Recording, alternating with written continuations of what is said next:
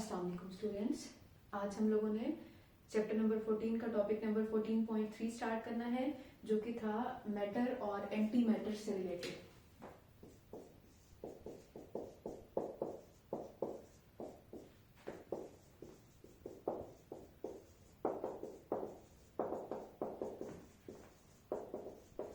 हम लोगों ने अपना जो इस चैप्टर के स्टार्ट के प्रीवियस लेक्चर्स थे उसमें मैंने आपको बताया था पार्टिकल और एंटी पार्टिकल का कॉन्सेप्ट या मैटर और एंटी मैटर का कॉन्सेप्ट। हम लोगों ने अब से पहले यानी कि फर्स्ट ईयर से पहले हम लोगों ने जितनी भी डिस्कशन की होती है ना, वो ये की होती है कि यूनिवर्स में जो सबसे ज्यादा स्मॉलेस्ट पार्टिकल है या सबसे ज्यादा स्मॉलेस्ट चीज जो है वो एटम है।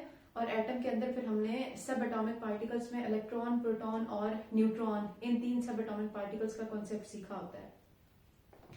अब हमारा जो पार्टिकल फिजिक्स का चैप्टर है, इसमें हमने और भी बहुत सारे सब एटॉमिक पार्टिकल्स के बारे में डिस्कशन करनी है, ठीक है। और मैंने आपको प्रीवियस लेक्चर में भी बताया था कि यूनिवर्स में इसके मतलब पार्टिकल और एंटी पार्टिकल की कॉन्सेप्ट में बहुत सारी थ्योरीज आई हैं।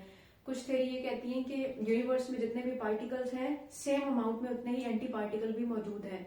और इन दोनों में फर्क क्या होता है कि पार्टिकल और एंटी पार्टिकल दोनों का मास सेम होता है, बट सिर्फ इन दोनों के चार्जेस में डिफरेंट होता है। यानी कि इलेक्ट्रॉन पॉजिट्रॉन को आप देख लें तो इलेक्ट्रॉन के ऊपर नेगेटिव चार्ज है और पॉजिट्रॉन के ऊपर हमारे पास पॉजिटिव चार्ज होता है, ठीक है।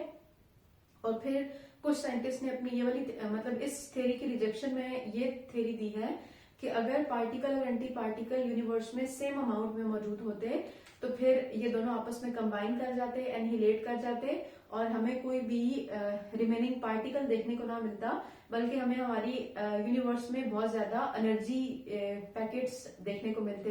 वो फोटोन भी हो सकते हैं या कोई भी किसी भी फॉर्म में हमें एनर्जी देखने को मिल सकती थी, ठीक है। तो आज हमने अपनी उसी प्रीवियस डिस्कशन को आगे लेकर चलना है। तो देखिए, सबसे पहले यहाँ पर मैटर लिखा हुआ है ना, तो हमने अपनी प्रीवियस क्लासेस में पढ़ा होता है मैटर क्या चीज होती है। हमने ये सीखा होता है कि anything that occupies space and have mass is called matter, ठीक है। कोई भी चीज जो कुछ स्पेस ऑक्युपाई करती है और जिसका कोई ना कोई मास होता है उसको हम कहते हैं मैटर है, ठीक है। तो जब भी हम किसी भी मैटर के एंटी मैटर की बात करेंगे तो हम कहेंगे कि मैटर और एंटी मैटर का सेम मास होगा, लेकिन इन दोनों के सिर्फ चार्जेस में हमारे पास डिफरेंस प्रोड्यूस हो रहा होगा, ठीक है। इसी चीज को एक्सप्लेन करते हुए साइंटिस्ट का नाम है पॉल डायरेक और उन्होंने 1928 में अपनी थ्योरी, जिसमें वो हाई स्पीड मूविंग इलेक्ट्रॉन को स्टडी कर रहे थे, हाई स्पीड मूविंग इलेक्ट्रॉन को, ठीक है। उन्होंने हाई स्पीड पर मूव करने वाले इलेक्ट्रॉन की एनर्जी के भी मैथमेटिकल फॉर्मूलाज हमें दिए हैं। और पॉल डायरेक ने 1928 में अपनी इस एक्सपेरिमेंट के रिजल्ट में उन्होंने आपको बताया है कि जितने भी पार्टिकल होते हैं मतलब सेम मास के साथ उसी का अपोजिट पार्ट एग्जिस्ट करता है, जिसको हम एंटी पार्टिकल कहते हैं। और उस पार्टिकल और एंटी पार्टिकल में फर्क ये होता है कि इन दोनों की सिर्फ चार्जेस डिफरेंट होते हैं, बाकी जो भी प्रॉपर्टीज है वो इन दोनों की सेम होती है, ठीक है। तो इन्होंने जो हमें किसी भी मूव करने वाले इलेक्ट्रॉन की एनर्जी बताई है वो E = p² divided by 2m बताई है, ठीक है। और ये इक्वेशन हमारे पास कैसे आती है कि हमारे पास जनरल जो काइनेटिक एनर्जी की इक्वेशन है ना, वो होती है 1/2mv², ठीक है। अब अगर हम देखें अपना प्रीवियस नॉलेज रिकॉल करें तो हमने मोमेंटम का फार्मूला पढ़ा होता है P = mv। यहाँ से अगर आप v की वैल्यू ले लेना तो वो बन जाएगी p डिवाइडेड बाय m, ठीक है। इस वैल्यू को उठाकर आप इस इक्वेशन में पुट कर दें, इक्वेशन नंबर 1 में। तो हम लिखेंगे कि पुटिंग इन इक्वेशन नंबर 1, तो हमारे पास काइनेटिक एनर्जी = 1/2m और यहाँ से v की वैल्यू में हमारे पास आ जाएगा p² डिवाइडेड बाय m²।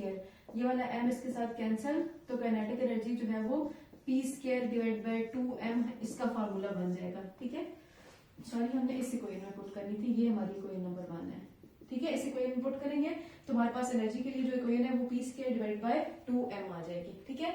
फिर इसी इक्वेशन के ऊपर इन्होंने स्पेशल थ्योरी ऑफ रिलेटिविटी का फार्मूला अप्लाई किया, या उसके जो भी रिजल्ट्स थे वो अप्लाई किए स्पेशल थ्योरी ऑफ रिलेटिविटी के, ठीक है। और स्पेशल थ्योरी ऑफ रिलेटिविटी अगर आपको याद हो तो हमने अपने प्रीवियस चैप्टर में डिस्कस की थी, जिसमें हमने कहा था कि बेसिक जो है वो हमारे पास 3 ही क्वांटिटी होती है, लेंथ, मास और टाइम, ठीक है।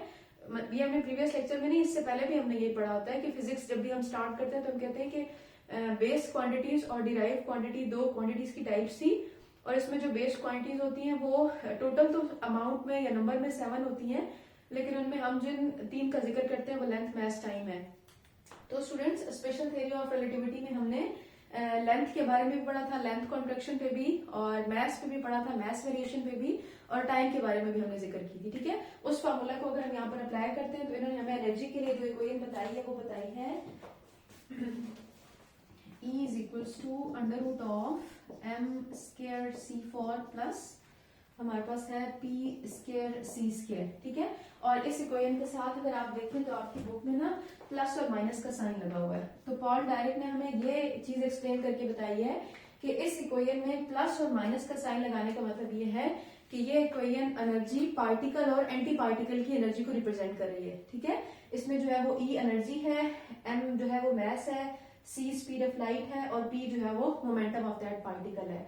अगर हम किसी भी पॉजिटिव चार्ज पार्टिकल के लिए बात करेंगे तो फिर इक्वेशन जो है वो E is equal to positive under root of m square c4 plus p square c square बन जाएगी।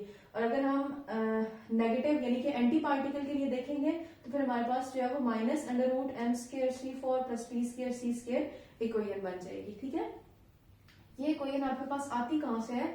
वैसे तो इसका बहुत लेंथी प्रूफ है जो कि हायर क्लासेस में चलकर हम डिस्कस करते होते हैं, लेकिन वैसे ये इक्वेशन हमारे पास कहाँ से आती है कि हमने जो बेसिक इक्वेशन पढ़ी होती है ना एनर्जी की, E is equal to M C square. ठीक है, ये हमारे पास आइंस्टाइन इक्वेशन होती है ना, Einstein mass energy equation, mass energy equation. ठीक है, और आइंस्टाइन ने हमें बताया था कि अगर कोई भी पार्टिकल है और उस पार्टिकल की वेलोसिटी 0 है, यानी कि वो पार्टिकल मूव नहीं कर रहा, वो पार्टिकल रेस्ट पर है, तो उसकी एनर्जी को हम E is equal to M C square कहते हैं। यानी कि जितनी भी एनर्जी है उसको, सॉरी जितना भी मैस है हम उसको एनर्जी में कन्वर्ट कर सकते हैं। मैस और एनर्जी इंटर कन्वर्टेबल होते हैं ना, लेकिन अगर कोई भी पार्टिकल है जो कि सम स्पीड के साथ मूव कर रहा है, हाई स्पीड के साथ मूव कर रहा है, तो फिर उसके लिए जो हमारे पास एनर्जी की इक्वेशन है वो बन जाएगी E is equal to under root of m square c4 plus p square c square, ये वाली इक्वेशन बन जाएगी। अगर ऑब्जेक्ट रेस्ट पे है तो ये है, और अगर ऑब्जेक्ट सम वेलोसिटी के साथ मूव कर रहा है तो फिर हम उसके लिए जो हमारी सेकंड लास्ट इक्वेशन है इस इक्वेशन को यूज कर सकते हैं। ठीक है, फिर इनके बाद पॉल डायरेक्ट के बाद 1932 में, in the year 1932 James Anderson एक साइंटिस्ट हैं जिन्होंने हमें बताया था कि he was studying about cosmic rays. Cosmic rays को स्टडी करते हुए इन्होंने हमें बताया था कि इनके अंदर भी एंटी पार्टिकल्स मौजूद हैं। ठीक है, मतलब जब वो अपना एक्सपेरिमेंट परफॉर्म कर रहे थे और कॉस्मिक रेज के बारे में स्टडी कर रहे थे तो फिर उन्होंने देखा था कि उनको वहां पर कुछ एंटी पार्टिकल्स देखने को मिले थे। तो फिर इन दोनों साइंटिस्ट ने कंबाइन अपनी जो स्टडीज थी, जो भी थेरीज थी, उनके बाद हमें ये बताया था कि where there is a particle, जहां पर कोई भी पार्टिकल होता है, एंटी पार्टिकल आल्सो एग्जिस्ट। और इन दोनों में फर्क क्या होता है कि दे बोथ हैव सेम मास, बस इन दोनों के दरमियान में जो है वो डिफरेंस हमारे पास इनके चार्जेस में हमें देखने को मिलता है। ठीक है, इसी चीज को फिर आपकी बुक में उसने जो है वो टेबल नंबर 14.1 में एक्सप्लेन करके बताया हुआ है। अगर आप अपनी बुक का टेबल नंबर 14.1 देखें ना तो उसमें उसने हमें प्रॉपर्टी में मैस इन किलोग्राम और मैस मेगा इलेक्ट्रॉन वोल्ट पर सी स्क्वायर में लिखा हुआ है। फिर देखिए इलेक्ट्रॉन पॉजिट्रॉन, यानी कि इलेक्ट्रॉन नेगेटिव चार्ज पार्टिकल है और उसका एंटी पार्टिकल पॉजिटिव चार्ज के साथ पॉजिट्रॉन होता है। फिर proton anti proton, proton positive charge है तो anti proton negative charge particle होता है। ठीक है, फिर न्यूट्रॉन और एंटी न्यूट्रॉन, यानी कि ये पार्टिकल और एंटी पार्टिकल का कॉन्सेप्ट उसने हमें दिया है। फिर जो हमारे पास फर्स्ट कॉलम है उसमें उसने इनके मैस गिवन है, इलेक्ट्रॉन पॉजिट्रॉन दोनों का मैस सेम है, proton anti proton because particle anti particle है दोनों का मैस सेम है, और neutron anti neutron particle anti particle है तो दोनों का मैस सेम है। मैस से जो एनर्जी है वो मेगा इलेक्ट्रॉन वोल्ट पर सी स्क्वायर में हमारे पास आती कैसे है, ये मैं आपको बता देती हूँ कि एनर्जी का जो हमने फॉर्मूला पढ़ा होता है ना, E is equal to M C square पढ़ा होता है। ठीक है, अगर हम इलेक्ट्रॉन के लिए देख लें तो हम कहते हैं इलेक्ट्रॉन का मैस जो है वो 9.11 इंटू 10⁻31 किलोग्राम होता है। ठीक है, अगर आप एनर्जी कैलकुलेट करना चाहें तो आप लिखेंगे 9.11 10⁻31 इंटू 3 इंटू 10⁸ का स्क्वायर। ठीक है, इस सारी चीज को आप यहाँ से सिंप्लीफाई कर लेंगे तो हमें सिंप्लीफाई करने से जो एनर्जी है वो जाउल्स में मिल जाएगी। ठीक है, और अगर आप इसी एनर्जी को इलेक्ट्रॉन वोल्ट में कन्वर्ट करना चाहते हैं तो आप इस एनर्जी को, अभी मेरे पास कैलकुलेटर नहीं है तो आप बेशक सॉल्व करके देख लें, इस एनर्जी को अगर हम 1.6 इंटू 10⁻⁻19 कूलम से डिवाइड कर लें तो हमारे पास जो एनर्जी है वो इलेक्ट्रॉन वोल्ट में आ जाएगी। ठीक है, अब आपकी बुक में जो लिखा हुआ है ना कि मैस मेगा इलेक्ट्रॉन वोल्ट पर सी स्क्वायर, वो कैसे आएगा कि आप लिखोगे E is equals to M C square, M की वैल्यू लिखनी है तो energy divided by C square आ जाएगा। ठीक है, अब यहाँ पर ये जो हमारा आंसर आएगा ना, ये एनर्जी इलेक्ट्रॉन वोल्ट में होगी डिवाइड बाय सी स्क्वायर, तो मैथ्स का आंसर हमारे पास इलेक्ट्रॉन वोल्ट पर सी स्क्वायर में आ जाएगा। बुक में इसके साथ मेगा क्यों लिखा हुआ है कि जब आप इसको सॉल्व करेंगे ना यहाँ पर एनर्जी को, तो आपके पास 10⁻⁶ आ रहा होगा पावर में। अभी मेरे पास कैलकुलेटर नहीं है वरना मैं आपको सॉल्व करके दिखा देती। आप इसको सॉल्व कीजिएगा तो ऑब्वियसली मेगा एक प्रीफिक्स है, आपके पास 10⁻⁶ यहाँ पर आ रहा होगा तो उसकी जगह पे उसने हमें मेगा इलेक्ट्रॉन वोल्ट लिखकर बताया हुआ है। ठीक है, तो कॉलम में हमारे पास जो सेकंड है उसमें उसने मैस मेगा इलेक्ट्रॉन वोल्ट्स में बताया है। नेक्स्ट हम पेज करें तो इसी पेज पर उसने इसी टेबल को कंटिन्यू किया हुआ है और चार्जेस के बारे में बताया है कि इलेक्ट्रॉन के ऊपर नेगेटिव चार्ज है, पॉजिट्रॉन पे पॉजिटिव, फिर प्रोटॉन के ऊपर पॉजिटिव चार्ज है, 20 प्रोटॉन पे नेगेटिव और न्यूट्रॉन इटसेल्फ नेगेटिव न्यूट्रल होते हैं, 0 चार्ज होता है। फिर इनकी स्पिन के बारे में बताया हुआ है और फिर जो है वो इनकी फैमिली बताई हुई है। फैमिली से मुराद क्या होता है कि अगर हम जनरल क्लासिफिकेशन करें ना तो हम कहते हैं कि पार्टिकल्स को 2 कैटेगरीज में जो है वो डिवाइड किया जाता है। ठीक है, जितने भी पार्टिकल्स हैं उनको 2 कैटेगरीज में हम डिवाइड करते होते हैं, एक होती है बोसॉन फैमिली, एक होती है फर्मियन फैमिली। ठीक है, जितने भी पार्टिकल्स हैं उनको हम 2 कैटेगरी में डिवाइड करते हैं, एक होते हैं हमारे पास बोसॉन्स और एक होते हैं स्टूडेंट्स फर्मियंस। ठीक है, ये जो फर्मियंस है इनकी 1/2 हाफ इंटीग्रल स्पिन होती है और ये जो बोसॉन है दे हैव इंटीग्रल स्पिन, या आप कह सकते हो होल नंबर, यानी कि 0 1 2 3 इनकी स्पिन इस तरह होती हैं और इनकी स्पिन 1/2 2/3 3/2, मतलब इस तरह से जो है वो हाफ इंटीग्रल स्पिन फर्मियंस की होती हैं। तो टेबल में वो आपको बता रहा है कि ये जो जितने भी इलेक्ट्रॉन प्रोटॉन न्यूट्रॉन है, चूंकि इन सब की हाफ इंटीग्रल स्पिन है तो they belongs to the fermion family. ये जो पार्टिकल्स है ये फर्मियन फैमिली से बिलोंग कर रहे हैं।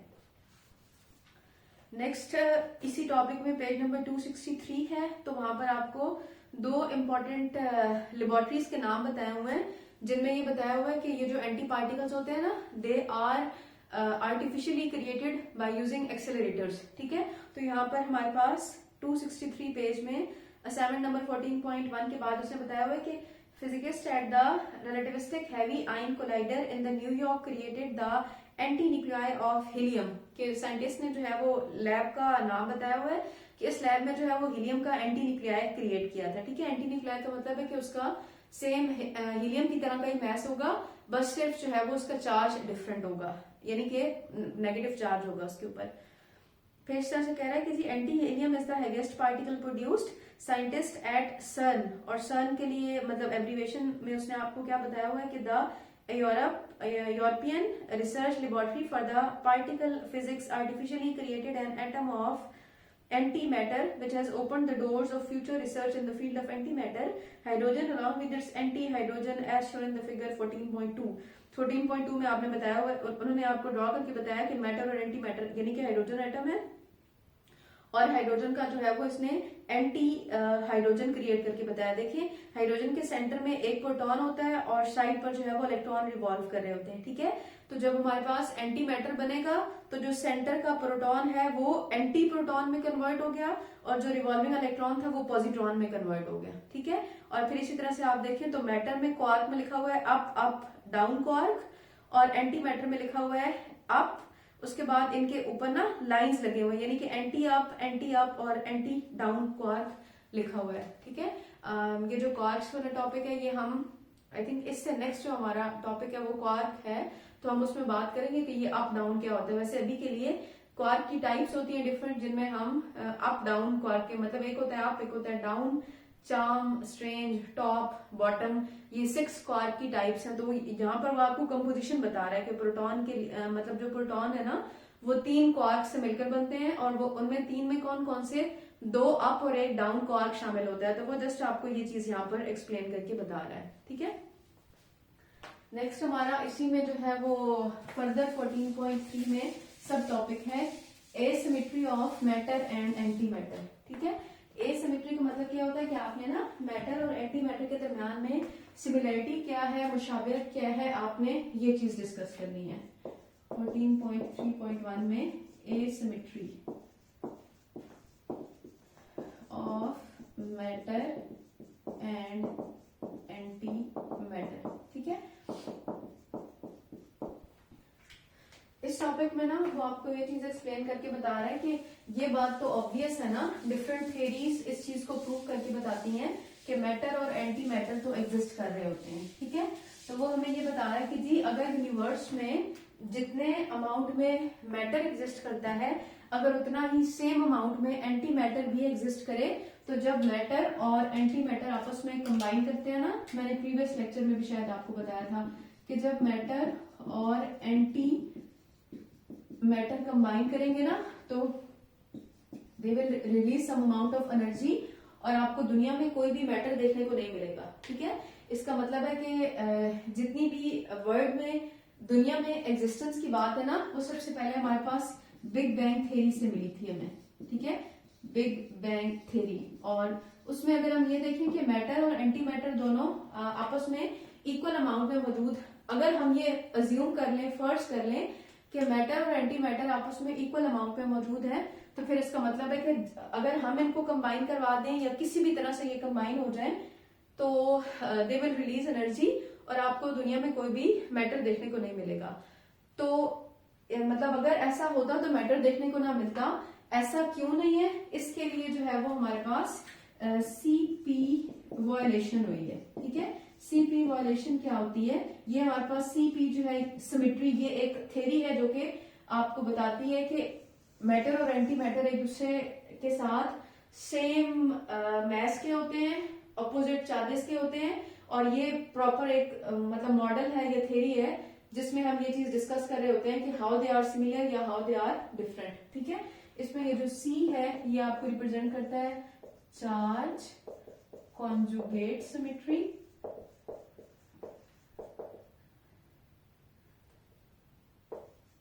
और ये जो P है ये रिप्रेजेंट करता है पैरिटी, ठीक है।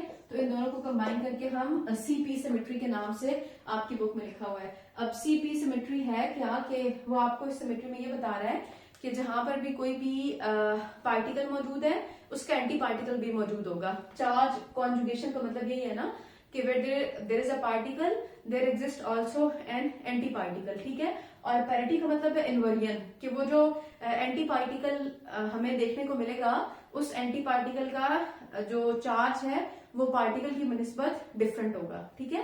तो वो हमें ये चीज एक्सप्लेन करके बता रहा है कि अगर ये जो सीपी थ्योरी है ये वायलेट हुई है, इसी की वायलेशन की वजह से हमें यूनिवर्स में मैटर देखने को मिलता है। अगर ये सीपी थ्योरी वायलेट ना हुई होती तो फिर मैटर और एंटी मैटर कंबाइन कर जाते और हमें यूनिवर्स में कोई भी मैटर देखने को ना मिलता। ये सारा एक थ्योरेटिकल टॉपिक है, हम इसको बुक से अगर रीड कर लें तो मैं फर्स्ट पैराग्राफ रीड नहीं करूंगी बिकॉज उसमें कोई ऐसी बात नहीं है, जस्ट मैटर और एंटी मैटर की वही बातें एक्सप्लेन की हुई है जो मैं ऑलरेडी आपको बता चुकी हूँ कि they both have same mass, opposite charge, they are like mirror to each other, मतलब इस तरह की चीजें एक्सप्लेन करके बताई हुई है। 263 पेज पर सेकंड पैराग्राफ को देखें तो लिखा हुआ है as we know that a particle and anti particle are charge conjugate of each other, there is a positive and negative pair, hence whenever in any reaction if a pair of anti-particle and particle is made, law of conservation of charge require this conjugation which is known as C symmetry। मतलब अगर particle और anti particle किसी भी reaction में create होते हैं तो उसमें law of conservation of charge को फुलफिल होना चाहिए। और law of conservation of charge में हमने क्या चीज डिस्कस की थी कि चार्ज जो है वो रिएक्शन में मतलब जो पहले अनस्टेबल स्टेट होती है उसमें, और फिर जब कोई भी एटम डिकम्पोज होता है यानी कि रिएक्शन होता है तो आफ्टर रिएक्शन जो हमारे पास प्रोडक्ट्स बनते हैं उन दोनों में जो चार्जेस हैं वो सेम रहने चाहिए। अगर वो सेम रहेंगे तभी law of conservation of charge fulfil होगा, अगर वो सेम नहीं रहेंगे तो ये फुलफिल नहीं होगा, ठीक है। फिर कह रहे हैं कि as the particle and anti particle are like mirror to each other like the inversion of nuclear special coordinate, The state of being equal with reference to some coordinate is called parity. The state of being equal with reference to some coordinate मतलब matter और antimatter both have equal masses, just जो इनके दरम्यान में difference है वो इन दोनों के charge में exist करता है. Collectively, charge conjugation and parity are called CP symmetry. A simple depiction of charge symmetry and parity is shown in figure 14.3. ठीक है. और फिगर नंबर 14.3 नेक्स्ट पैराग्राफ में जो है वो उसमें आपको बता रहा है कि पॉजिटिव चार्ज है तो there exist also negative charge of this, और एक हाथ है तो उसमें वो आपको दिखा रहा है कि अगर आप मिरर रखें और मिरर के ऊपर आप यूं अपना हैंड रखते हैं तो आपके मिरर में भी आपको रिफ्लेक्शन नजर आती है, और ऊपर अगर आप उसको ऑब्जर्व कर रहे हैं तो मिरर से ऊपर भी आपको हाथ अपना देखने को मिलता है. यानी कि आपके सामने आपका हाथ भी है, एक दफा आपको देखने को मिला, फिर अगर आपने नीचे मिरर रखा हुआ है तो मिरर से ही दोबारा से आपको आपका हैंड देखने को मिल जाएगा.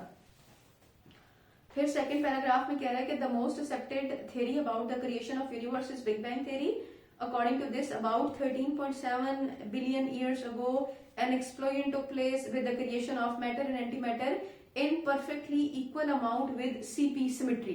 कि मैटर और एंटी मैटर दोनों एक सेम अमाउंट में प्रोड्यूस हुए हैं, और ये जो सेम अमाउंट में प्रोड्यूस होना है ये इनको सीपी सिमेट्री कहते हैं. ठीक है. फिर कह रहा है कि but with this symmetry all the matter would annihilate living behind an empty universe. मतलब अगर ऐसा है, ये दोनों सेम अमाउंट में प्रोड्यूस हुए हैं तो फिर तो मैटर हमें नजर ही नहीं आना चाहिए ना, हमें सिर्फ एनर्जी नजर आनी चाहिए. But the real universe has excess matter which is found by surviving this annihilation due to CP violation. कि मतलब हमें दुनिया में सिर्फ मैटर देखने को मिलता है, वो क्यों? बिकॉज सीपी थ्योरी की वायलेशन हुई है. और CP violation is the phenomena where the same decay process has a different probability for a particle than for anti-particle. CP violation एक ऐसा प्रोसेस है जिसमें हमें अगर कोई भी केमिकल रिएक्शन होता है उसमें मैटर और एंटी मैटर या पार्टिकल और एंटी पार्टिकल फॉर्म होते हैं, तो उन पार्टिकल और एंटी पार्टिकल की जो प्रॉपर्टीज हैं या जो प्रोबेबिलिटी है उन दोनों की कैरेक्टरिस्टिक्स की, वो हमेशा एक जैसी नहीं होगी. उन दोनों की कैरेक्टरिस्टिक्स में, प्रॉपर्टीज में कहीं ना कहीं आपको डिफरेंस देखने को मिलेगा. फिर वो कह रहा है कि in particle physics it is the violation of the combined conservation laws that is charge conjugation and parity by the weak force. मतलब इन लॉस की वायलेशन हुई है. The CP violation seem to be the main cause of this asymmetry in the universe. CP violation ही main cause है जिसकी वजह से यूनिवर्स में आपको सम अमाउंट ऑफ मैटर देखने को मिलता है. In early universe, equal amount of matter and antimatter were produced, but after first second, when nuclei formed, the matter started dominating. कुछ टाइम के बाद जो है वो मैटर डोमिनेट करता हुआ हमें नजर आने लगा. As in the nucleus, two forces are prominent: the strong nuclear force which binds the nucleus and the weak nuclear force which is responsible for nuclear decay. Both violate the CP. Evidence in the early universe for the strong forces CP violation are less as compared to weak forces. Strong forces जहां पर भी होती है उनके लिए CP violation हमें कम देखने को मिलती है एज कम्पेयर टू जिन पार्टिकल के दरमियान में वीक फोर्स पाई जाती है उनमें जो है वो सीपी वायलेशन हमें ज्यादा देखने को मिलती है. सो ये हमारा एक छोटा सा थियोरेटिकल सा टॉपिक था. जो इसका पहला पार्ट था उसको तो मैंने आपको प्रॉपर बोर्ड पर मतलब लिखकर बता दिया कि आपने दो साइंटिस्ट के नाम याद रखने हैं, उनकी इक्वेशंस याद रखनी है पॉल डायरेक्ट की, और वो जो टेबल बना हुआ है उसमें आपको एनर्जी यानी कि मेगा इलेक्ट्रॉन वोल्ट पर सी स्क्वायर में कैलकुलेट कैसे करनी है. और ये asymmetry of matter anti matter में आपको सीपी थ्योरी आपसे शॉर्ट क्वेश्चन में पूछी जा सकती है.